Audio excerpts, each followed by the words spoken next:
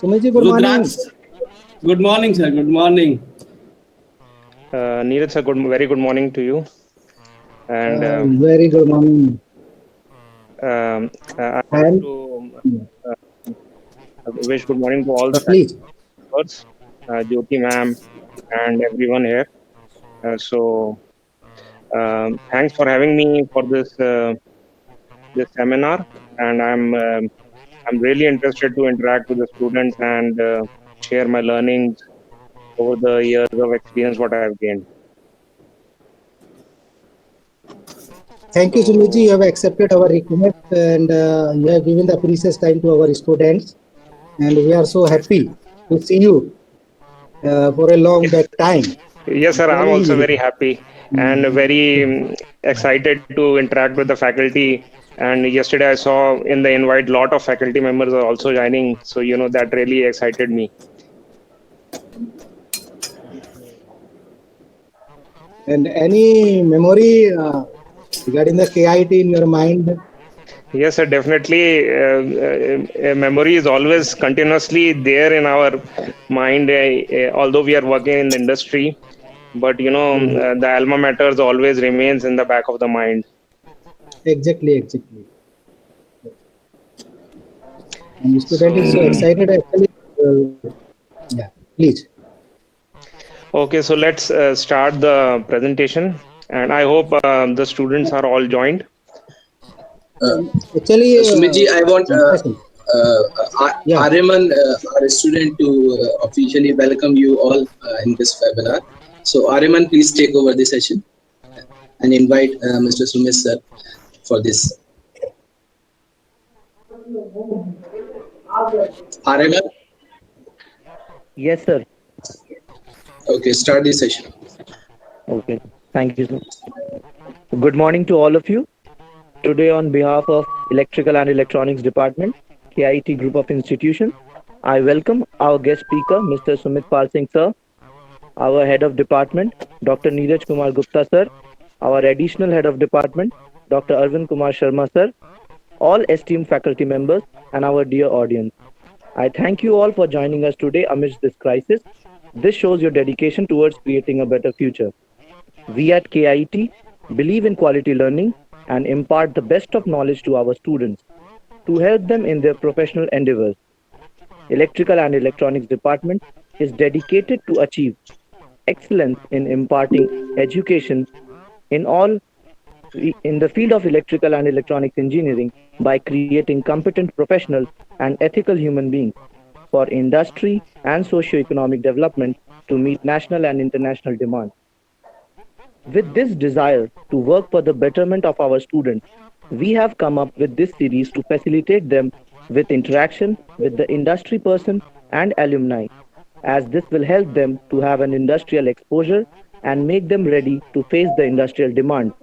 We are also trying to foster a mentor-mentee relation to form a strong foundation of technical learning. Today with us, we have Mr. Sumit Pal Singh, Senior Software Developer at SHL. He will be addressing the topic cloud computing, its application, and career in it. Now, I would like to request Dr. Faisal Jalil sir to please continue. Thank you, Mr. Sumit Pal Singh sir, for giving us your valuable time during this crisis and joining us today. I strongly feel that this event will be beneficial for our students so they can gather as much information and they will clear their doubts regarding cloud computing.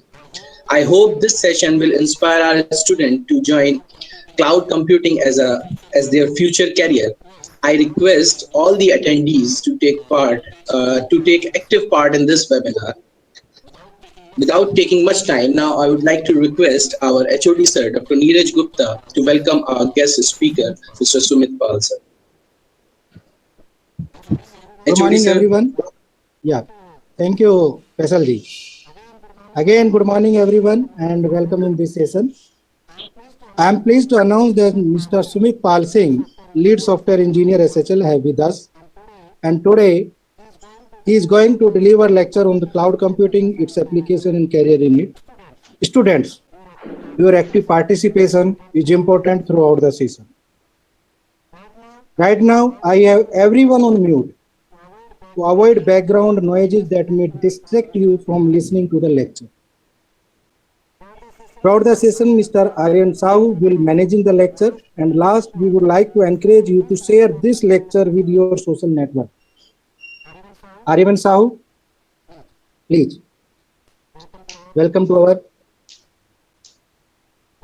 distinguished speaker. Okay, sir. So I'll take over now, and I will thanks Ariman and thanks Faisal sir for your welcome. Throughout the course of this lecture, if you want to stop me or ask any question, please feel free to use the chat window. Write your question, and I will try to take it up during the session so that it becomes a more interactive session instead of a one-on-one delivery. Okay, so starting the session, Ariman, can you please confirm that you are able to view the presentation?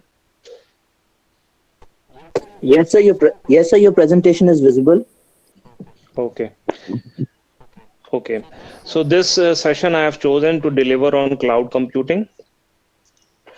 I hope if the students are aware of the current technology orientation towards cloud, you'll recognize that the world is slowly and steadily, in fact, not even slowly and steadily, it is briskly moving towards cloud. Earlier, when someone intended to host a web application, they used to set it up on their premise. They used to set up the servers on their premise, and then they should have all the networking in place, and then that application would serve to traffic all over the world from their premise. But it has its own challenges, and slowly and steadily cloud computing has come into picture where they are where people are moving their applications to clouds instead of hosting on their premise. So let's start this presentation. So first of all, we'll talk about what is cloud. What is cloud? What is cloud computing? So I'd like to ask the students, they might have some time or the other got a chance to visit a data center. So I'd like to ask the students, how many of the students have ever seen or got a chance to visit a data center? It looks something like this. There are huge racks, there are big servers in place, there is the proper air conditioning, you can't go with your shoes on, and these kind of big data centers are built in place to to keep your data secure, to host your applications. And so I'd like to ask, as I asked before, can any of the students, Aryaman and other students, can respond? Have they ever got a chance to visit a data center or seen a data center?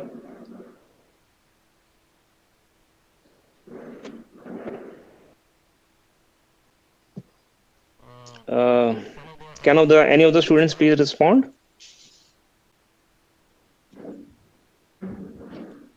Okay, so any which ways, if you ever get to visit a telephone exchange in your local city, you can definitely say there is a data center there. Yeah, see, one of the students, Aryaman, said BSNL. So if you ever get a chance to visit the telephone exchange, there will be a local data center there in place.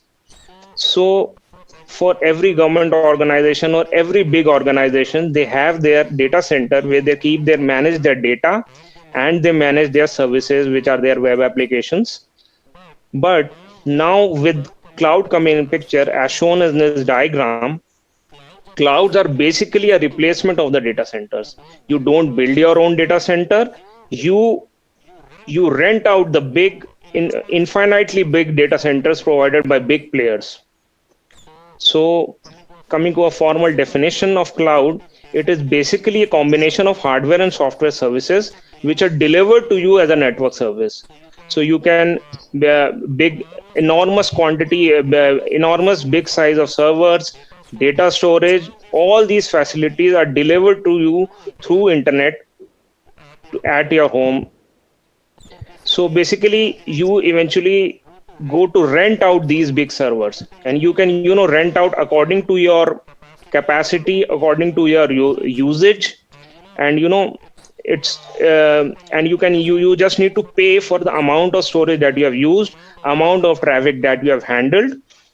This way it goes round. And basically, the motivation of cloud computing coming into picture, and the reason for its growing demand is because basically it is a replacement of a data center.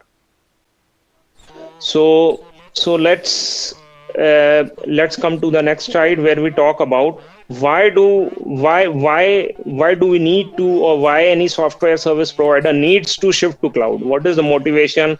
What is the reason? What are the advantages for it? So see, first of all, if when moving to cloud, it helps us in reducing our business operation cost. If you have to manage a data center at your own premise, there is a lot of expenses.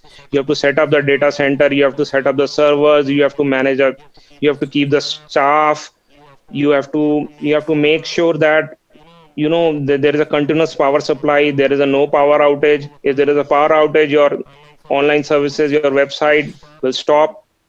There is an operational cost, there is a maintenance cost. So it is a very expensive affair. And for someone who has a small business which is trying to take it to online, this much amount of investment doesn't justify for the small amount of profit which he intends to make. Then the second, apart from cost, there is a second advantage, is just flexibility.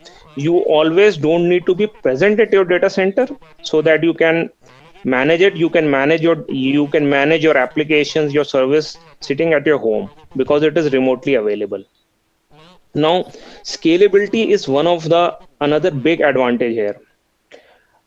So clouds offer automatic upscaling and downscaling. When I say automatic upscaling and downscaling, for example, most of the students would be able to connect with popular shopping websites like Amazon, Flipkart. So if you must be knowing, some days there are sale days. There is a big billion day sale going on, and on those days suddenly the traffic rises many times, 10 times, 20 times. So if you are having 1,000 requests, 1,000 visitors per minute, let's say, it would be in the sale days, it will be 10,000, 20,000 visitors. So how will you manage this? What is the scenario? Will you set up your infrastructure according to 20,000 customers throughout the year? Is it justifiable? To mitigate this situation, clouds offer automatic upscaling and downscaling. Whenever the traffic or the number of requests per minute exceeds a certain threshold, they will automatically upscale your server. So they will increase the resources on your server. They will increase the RAM, they will increase the storage, they will increase the network bandwidth, so that you are able to handle the increased traffic of customers. And when your sale is off, it can also reduce or downsize your infrastructure. So this way, this process is called automatic upscaling and downscaling. So this way you are able to meet the sudden spike in traffic increase. So this is a wonderful facility which the clouds provide. And then you just have to pay for the increased capacity only for the time that you have used it. Otherwise, if it was your own data center and you set up the servers according to the increased traffic, then you have to maintain it throughout the year. Its maintenance cost you have to pay throughout the year, but not in the case of clouds. Only for the time that you have used the increased traffic, you have to pay for it. And another challenge when setting up your own data center is that you also need to set up a duplicate data center, which is called disaster recovery, which means that if due to a sudden power outage, your data center is down, you can't keep your online business down for that time. So you need to have a duplicate data centers at some other place, which will serve as a backup data center to this one. So this is again a 2 times cost. So this kind of disaster recovery, you do not need to take care when you are hosting your applications on the cloud, because cloud manages it on its own end, and they'll not charge you for this. It is their responsibility to give you a 99.9% uptime. So it will be very, very rarest of rare situations that your application might go down, or even if it goes down after a few seconds, it will cloud providers will make sure that and there is a contract to this for the minimum uptime requirements. So like they have to meet to this is called service level agreement in software terms. So the cloud providers have to meet this service level agreement. And low latency, one of the challenge in web when you are hosting web application is latency. If you have set up your data center in, you say, Delhi, and someone is trying to access your application from US, there will be a certain latency in place, as compared to if someone is trying to access it from Delhi or Mumbai or Kolkata. The latency will be lesser as compared to if he's trying to access it from America. So how do clouds offer low latency? They provide location specific cachings. So some of the part of your applications which is not frequently changing, like the pictures, the videos, these things are not frequently changing. These kind of data they will keep in the location specific servers, so that they can be downloaded faster at those locations. So because of these, there are other advantages as well, but these major advantages, the inclination towards IT service providers is to move to cloud. So I like to introduce who are the major key players here. The major players, the biggest, I would say, biggest market share holder currently is Amazon. Amazon, my student definitely must be knowing Amazon shopping portal. But another big part of their business is Amazon Web Services, where they provide you cloud infrastructure through which you can deploy your web applications on cloud. And there are other apart from web, there are other services as well. Now, the second key player is Microsoft.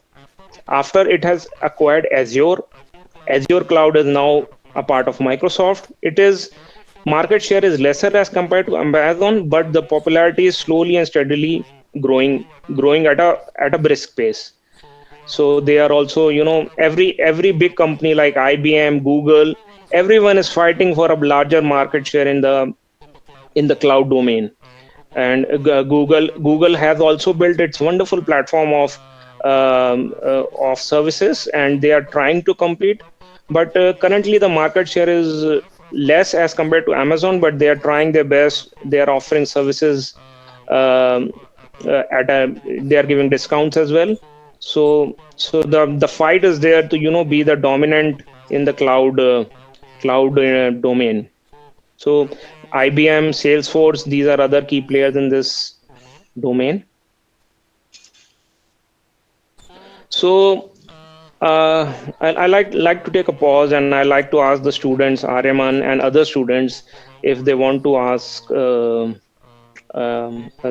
is a question from Aryaman: the data transfer to cloud is real time or scheduled transfer? See, if you have hosted your web application on cloud, it is real time. It is not scheduled. In fact, you try to access Amazon.com shopping portal, it is a real time data transfer. But when you are trying to upload your application first time on the cloud, you have written the code, you have tested it locally, and you are trying to deploy it first time on the cloud, that is not real time. You have to upload your code into the cloud environment. It will take some time to initialize, and after it has initialized, it will give you a green signal. It means that now your server is up and running, and then there is nothing as delay or lag. It is always real time. Another question has come from Prakhar: low latency available in mobile also? See, Prakhar, cloud or any server doesn't discriminate whether you are accessing it from a laptop or a cloud, or from a laptop or a mobile or a tablet. It doesn't discriminate. So whatever will be the latency, it will be same for mobile, same for laptop, same for smart TV, same for any device. So any more questions from the students?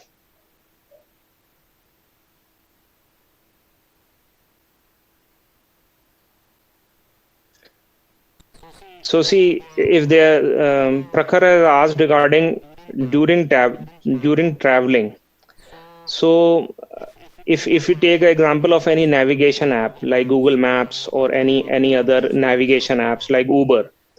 So all these applications deployed on your phone are trying to communicate with any of the service generally deployed on cloud. So if you can see, after a couple of meter move, the icon moves on the map.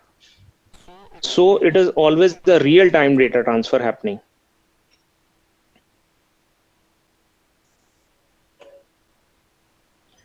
Sona Singh is asking cloud strategy.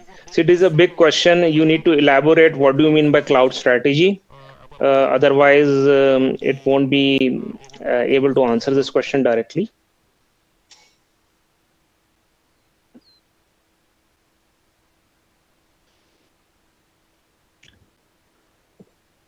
Okay, I'll move to the further slides and we can take the question later. And Sona Singh, if you can elaborate on your question, then we'll try to answer it in more detail. Okay, so I hope the students you must have got an idea of cloud. What is cloud? So I'll try to move ahead in this understanding and try to demonstrate you the types of clouds available. So see, we can categorize clouds based on various parameters. So one of the parameters for classifying clouds is based on accessibility. So there are public clouds in which all the services and all the infrastructures are shared by various clients. For example, Amazon has a public cloud. And there are many different companies who are deploying their web application on cloud. So basically they're sharing the infrastructure and services which Amazon is providing. So in case of public cloud, all the infrastructure and services are in the control of the cloud provider. Now there is a private cloud. If you feel that my data is very business critical, I don't want to share my data with everyone. So you can deploy some firewalls, and if you say that I want to only share my application within my company for the internal use of my employees. So you can deploy a firewall. Firewall is a security tool.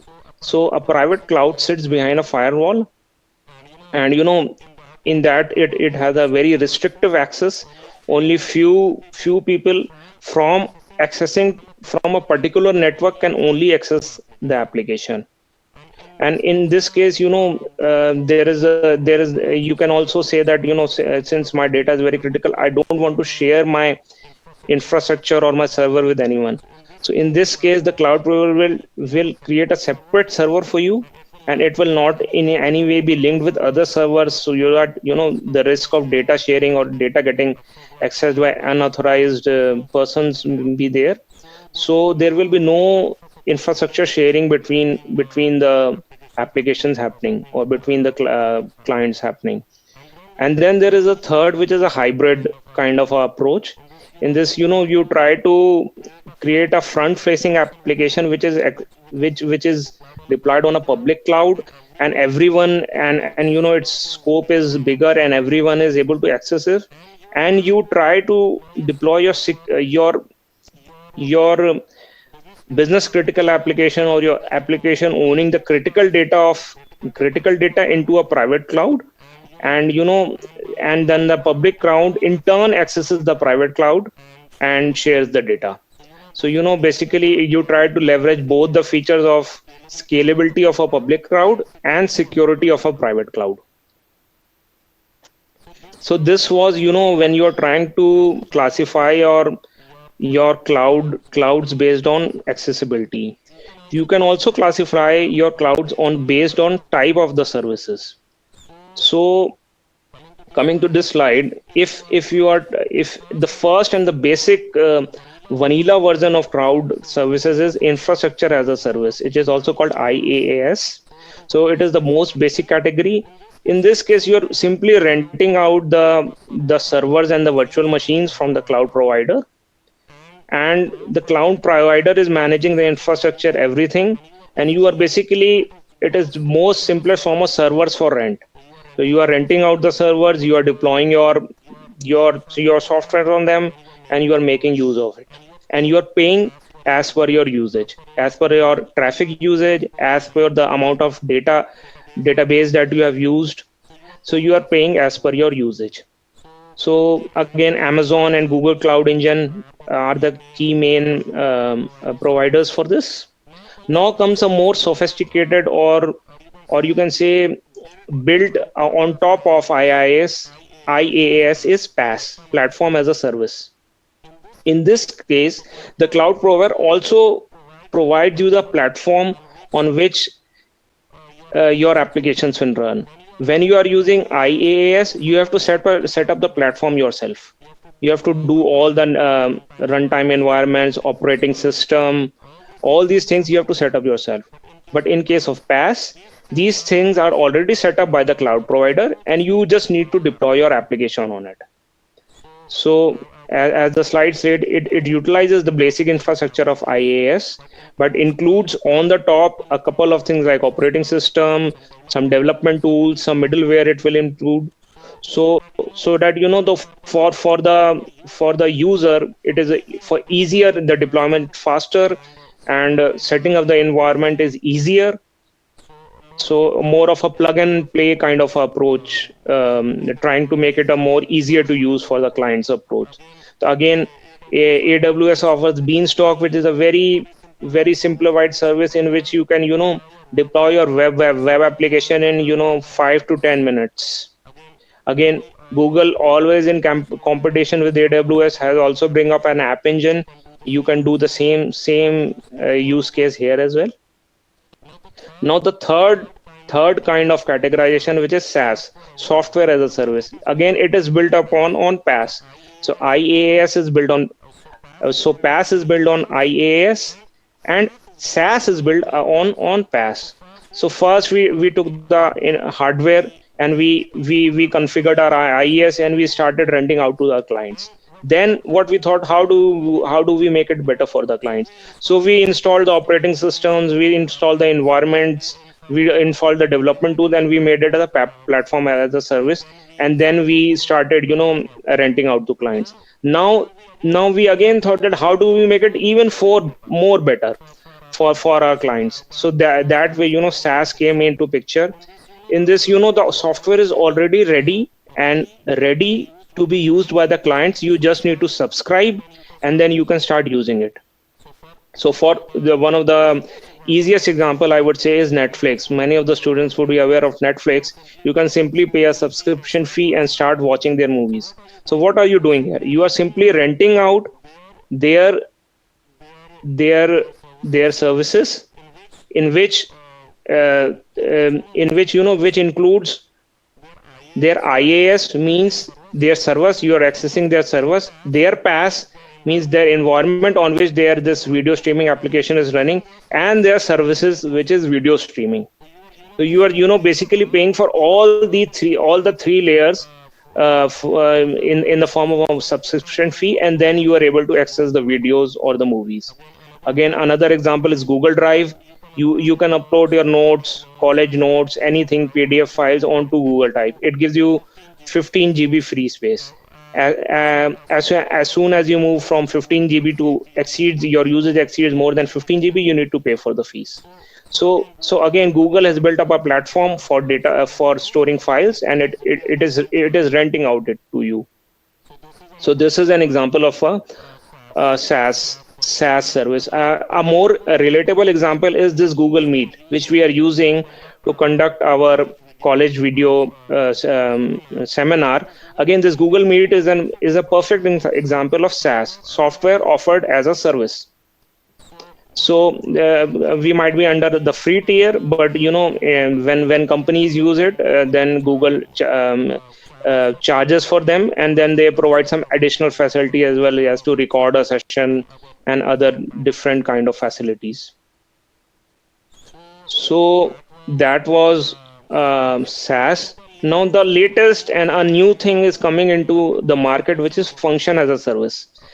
It is currently not much popular, but in this you don't write a complete big piece of software and then try to rent it. You try to write a small utility kind of software, and which anyone can use. Anyone can integrate their software with your independent function.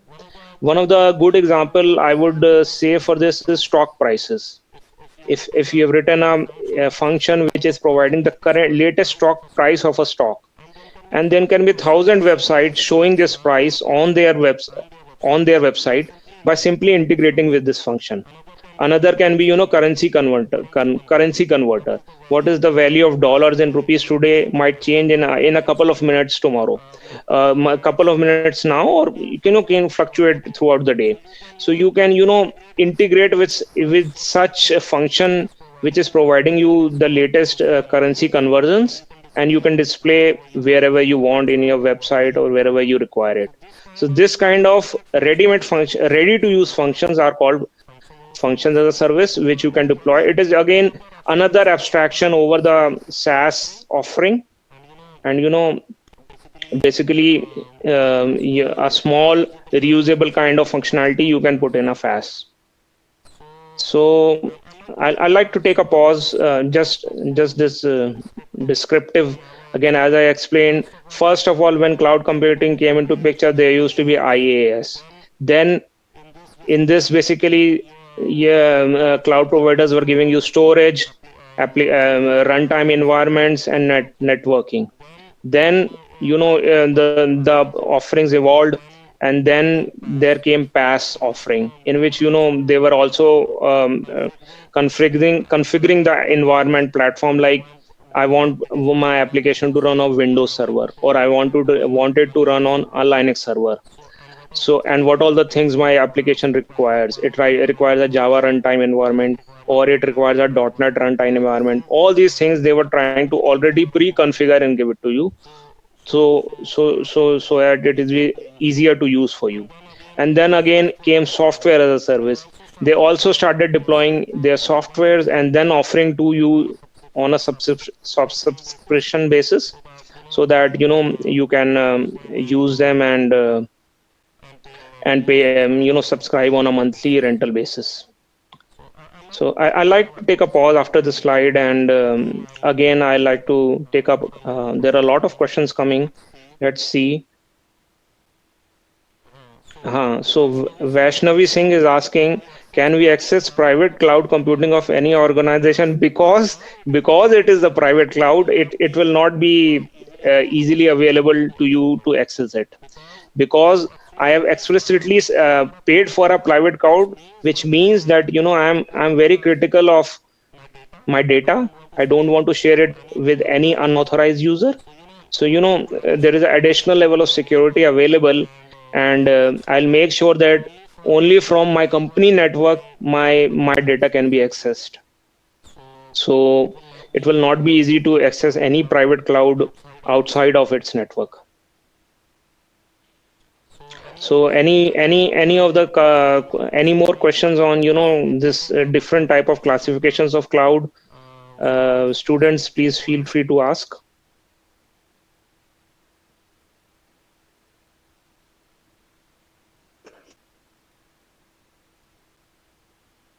Okay, so Aryaman is asking, with these services shared by many users, is there a chance of data theft? So see, even if you are going for a public cloud, there are some kind of authorization, and there are some kinds of security in place. So answering to your first question, for example, if you log into your Google account from any different computer which you have not logged in before, it will send a notification to your phone. When you will tap yes on it, then it will log in. Similar is for cloud. they are providing some basic security to you, basic authorization and data security to you. And it's not like it's very easy to hack the data, to steal the data, or data loss. And cloud providers, and especially big providers like Amazon, AWS, Google, they are making sure that their offering is very secure, so that they are able to build customer trust, and people are able to trust them more and more. So they are working big time on it. They have invested lots of it, and it's pretty secure, because many big companies are slowly moving their offerings to cloud. Okay. And answering to your second part, data leakage. See, some data, for example, Indian government have their Aadhaar card data. Now this is a very critical data with respect to national security. So I don't think, or it is generally not advisable to move such kind of data to cloud. Okay, where cases of national security come in. So they maintain their own premise, they maintain their own data centers, their own servers. So there is a use case for everything. So this kind of security related data is generally, currently companies are not preferring to move to cloud. They're preferring to move to cloud those data which which is not very critical to maybe security, or very, like banks are not moving their data to clouds, because it involves, directly involves money of clients, customer trust. These kind of concerns are there. So it is a choice, it is a trade-off between the two things, which any company has to make. So there are a couple of more questions.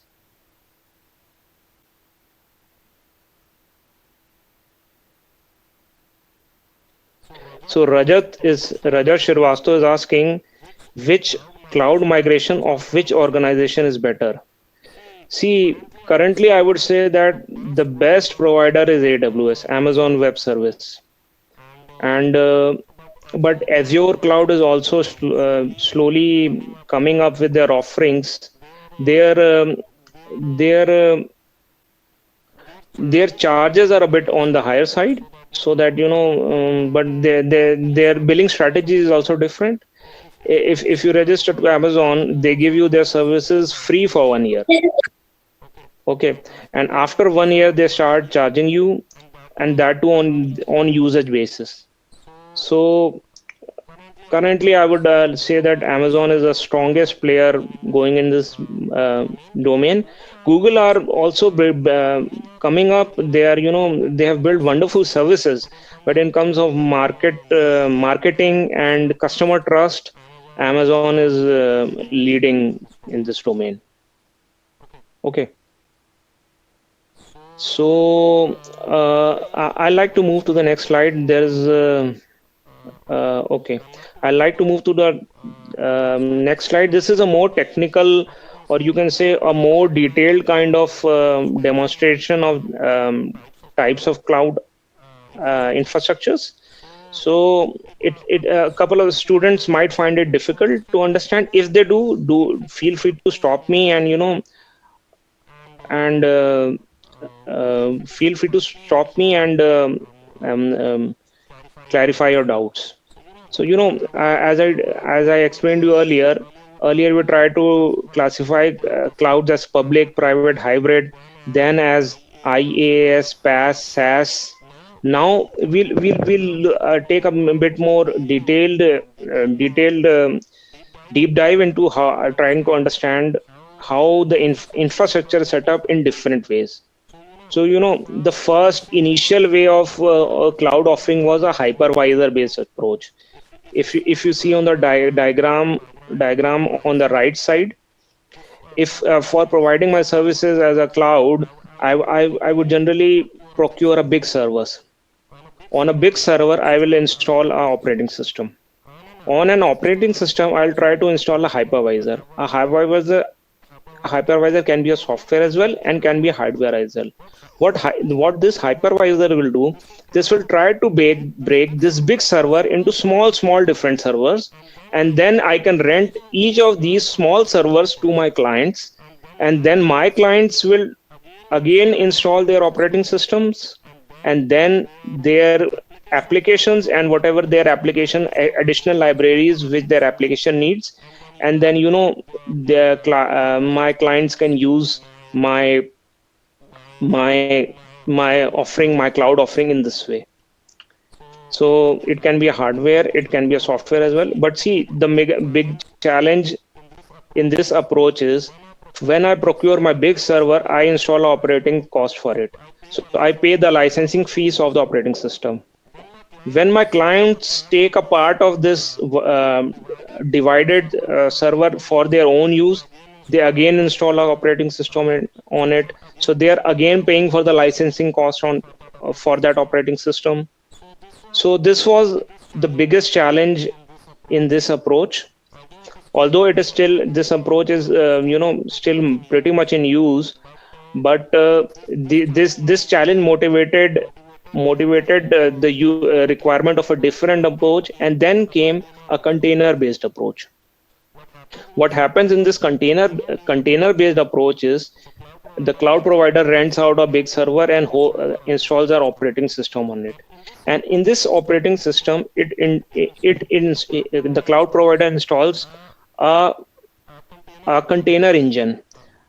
Here I have taken an example of Docker. What is Docker? Docker is basically a virtualization tool or a container. So the cloud provider installs a Docker engine on their operating system, and he then offers his services to the clients. Now clients come up with their Docker images, and they simply install their images on this engine, and they are able to use the hardware and all the facilities of the big server in a shared way. So in this diagram, you can see there are two applications running. Both have been deployed using a Docker image on the Docker engine, and so basically this kind of approach is called a container based approach. It is like a standardization of their application and their dependencies. So if I have this app, I know what all dependencies or what all libraries my app requires. So it is, I say my app requires Java running version 8 and requires a Linux operating system. So I will specify all these things in a Docker file, and using this Docker file, I'll build my Docker image. And once my image is ready, I can run it on any engine, on any cloud. It is like a portable device. The popularity why this approach became so popular was that it is a portable device. Once you have created a Docker image, it contains everything that your application requires, and you can install this image, mount this image on any engine and run it.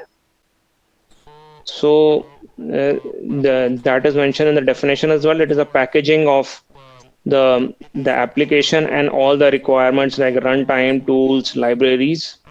And again, as compared to the previous approach, here I'm only paying the licensing fees of one operating system. So it is saving licensing fees of which we multiple operating systems which we are paying earlier. And because of this, we are able to utilize the hardware better. Any app which has is currently facing a lot of traffic, and another app is facing a lesser traffic, so because it is a shared hardware between two, better utilization will be there as compared to you fixed some amount of space for one application, some amount for another. So it is a fixed space. In this case, both the applications will able to use only that fixed space. But here it is a more dynamic kind of distribution. So in this case, the hardware utilization is better. And one of the another big advantage is that the hardware is abstracted from the team which is developing the software.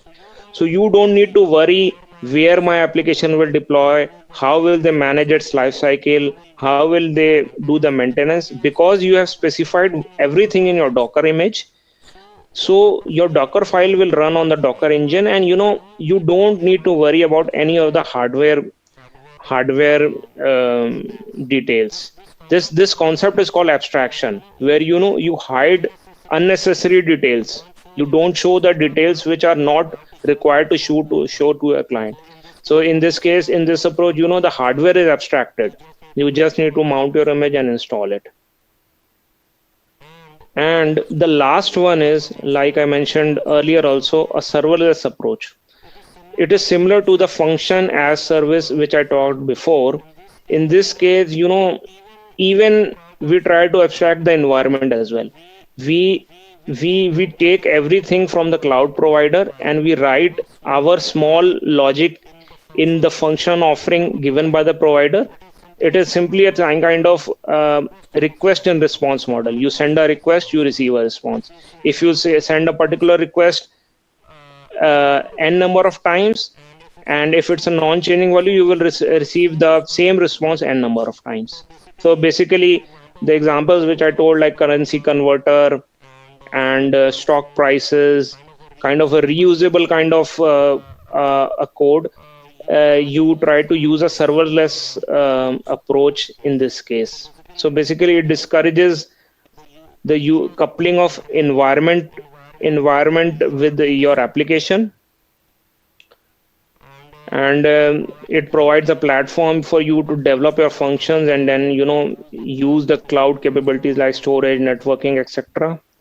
And behind the scene, the allocation of machine, allocation of RAM, allocation of computing capacity to these functions is decided by the cloud provider. If it is receiving more traffic, they will try to allocate more memory to it, and if it is receiving lesser traffic, they will try to reduce the memory to it, which is also beneficial for the clients. They are also paying according to the capacity which is getting used, they are using. But this approach currently is in a very nascent state or a developing state. Not many companies have moved to this approach. It is a developing phase. So it is suitable for designing small applications, like I gave an example of a currency converter or a stock prices, these kind of things.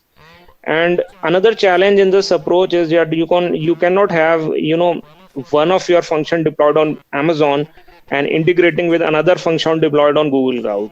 So you need to have all your functions in Amazon only, so that they can communicate with each other, or they can for example, a function deployed on Amazon is integrating with the database also present on Amazon. It can't be like a function deployed on Amazon is fetching data from a database deployed on Google Cloud. That this kind of integration is currently not possible, and since it's a growing approach, there are no standards in place right now. When we work in software, there are various standards which we try to follow. There is a REST standard, there is a HTTP standards, and there are other n number of standards according to which we try to build our software or write things. So in this serverless approach, currently standards are developing, not very much established right now. So the example of this serverless offerings are Google Cloud Function, AWS Lambda. It is currently gaining popularity. It's in fact it's significantly popular right now. And then there is IBM, Azure, and other cloud providers as well. So any questions from the students on this infrastructure approach?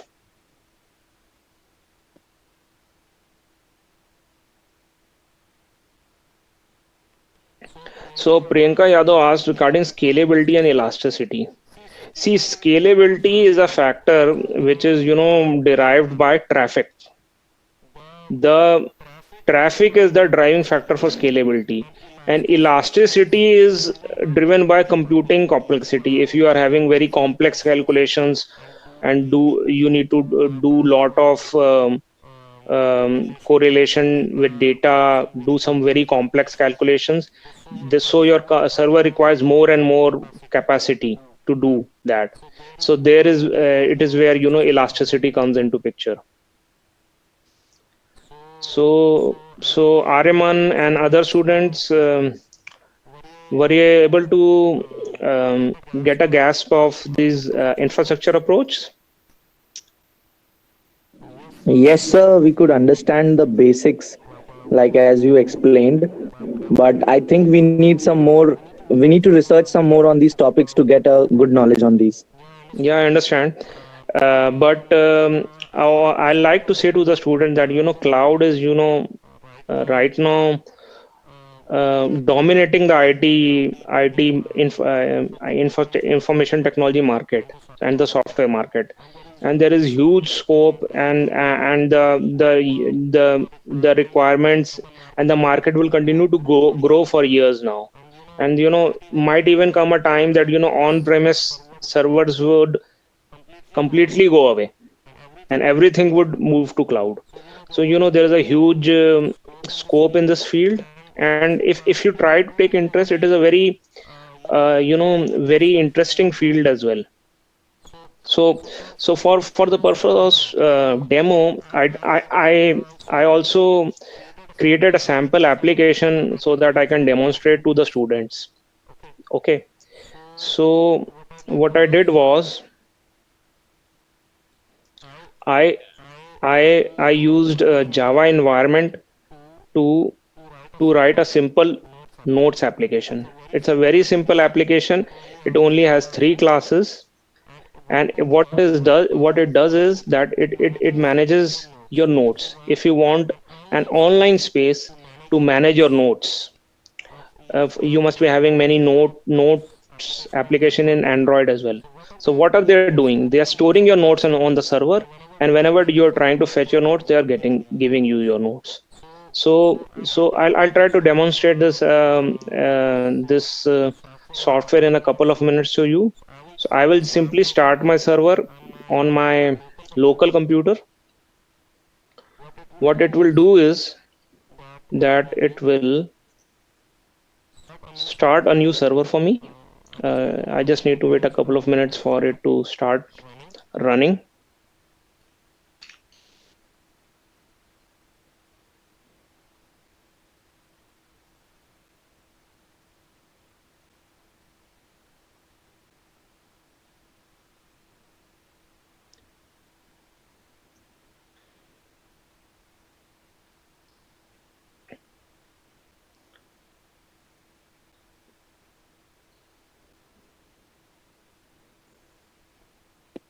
Okay, so it gave me first, when I try to run my code, it will first compile the code. So it gave me that compilation has completed.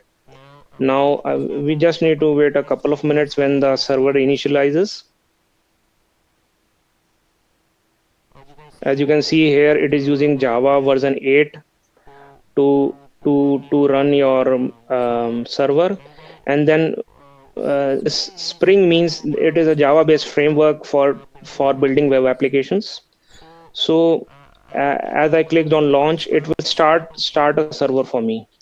So these are the startup logs which are printing, and it has finally told me that it took 19 seconds to launch my server. Now my server has launched, and what my server does is that it has two features. It I'm able to save my notes, and I'm able to read my notes.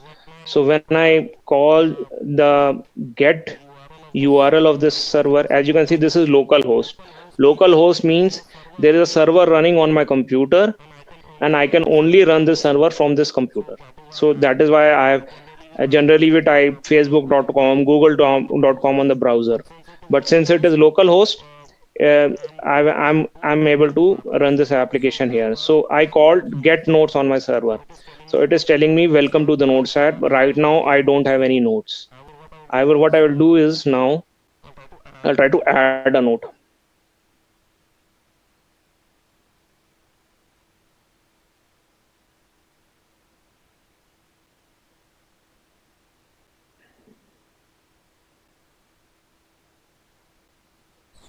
So I'm calling add note, and I'm passing this expression first note. For example, I say welcome to all the students. So it assigned it a unique ID, and it told me that note number 2 is added. Now I added two notes here, my first note and my welcome message. Now I try to read my notes. So you can see that all my notes are saved in the server. First note, welcome to all my students. So I can read my notes. Now it is a very simple application. You would say a vanilla application, but I built it because I want to demonstrate an important principle of accessibility, of easy accessibility of deployment using cloud. So now, since I've made this, I've built my note application, which can get notes and add notes. I'll try to deploy it. I'll try to deploy it on cloud. So how will I try to deploy it on cloud? I will go to, let me start afresh.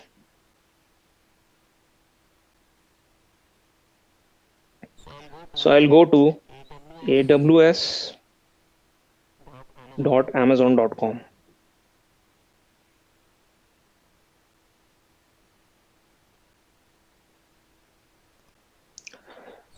So for deploying a simple web application, there are different services. I'll try to show the services as well to the students. So I'll go to my account.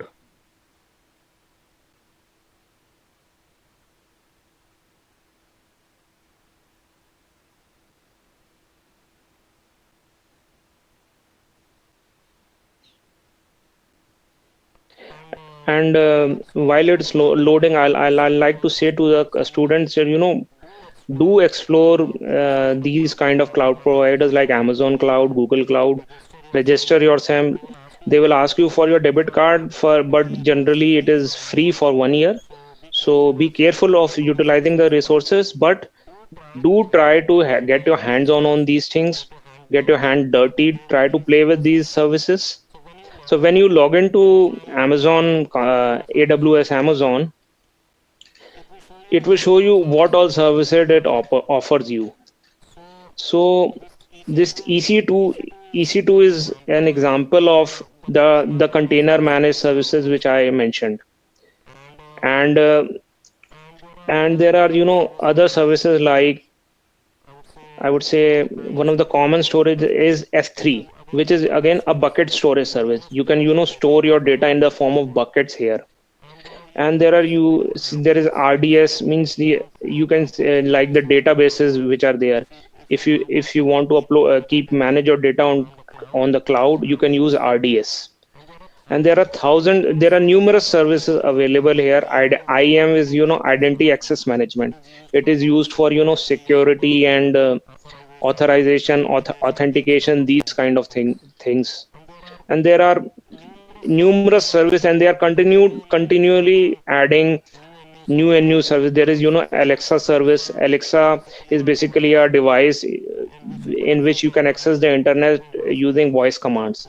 So you voice in your command to the Alexa will translate it into a text message and send it to, integrate it with a service deployed on AWS, and from that service it will fetch the response back and show it to you, and again voice out that response to you. So you say, Alexa, play a song. It will take this request to the server, search for a song, and then play that song using online streaming. So coming back to the Notes app, for that case we use Beanstalk, which is a service for simply installing a web application, which I showed you already running on localhost. So just for saving time, I have already deployed this service using Beanstalk, and I configured a Notes app, and I simply uploaded my web application zip file on this Beanstalk, and then I can, whatever I was able to do there using on this website, using local host. In this case, since it's local host, the server is my computer. But in this case, since it's deployed on AWS, the server is Amazon. So here also, I can access the same Notes app, which I deployed just before this session, and it only took me 5 minutes to deploy. So here also we can call get notes, and I'll try to add a note to this, add note, and I will say welcome KIET. Okay.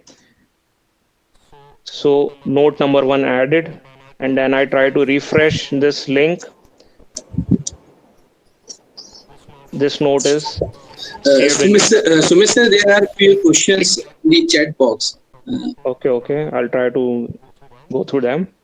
So I hope you must have get an idea of the flexibility and ease of deployment which comes in handy with cloud. I'll share this URL with you, and if you'd like, you can play with the service for a couple of I would say half hour or 30 minutes, and then I'll terminate this server to avoid getting big bills. But you can you can access these services using your mobile as well. So that my intention of doing it was to demonstrate how easy it is to create an application and deploy on cloud. Okay, so let me see the questions. I think I answered Priyanka's question. After that, cloud bursting. See, cloud bursting is not specifically related to cloud computing. Okay, it is a different principle and doesn't directly relate with cloud computing. And again, fog computing, see, there are different terms, there are different terminologies coming up in the market every day. Okay, so these kind of terminologies are not directly or widely used in the cloud infrastructure or cloud domain. So there are many terminologies which come up every day, and people start using it, but the ones which are generally popular are the ones which we talk about. So any more questions the students are having?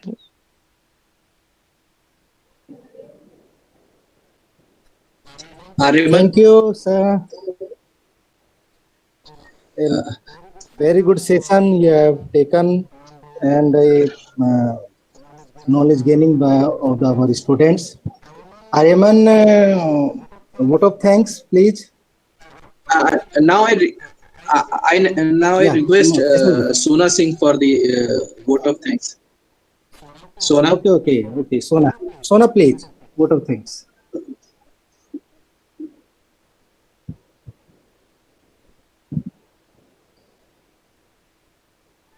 Sona Singh.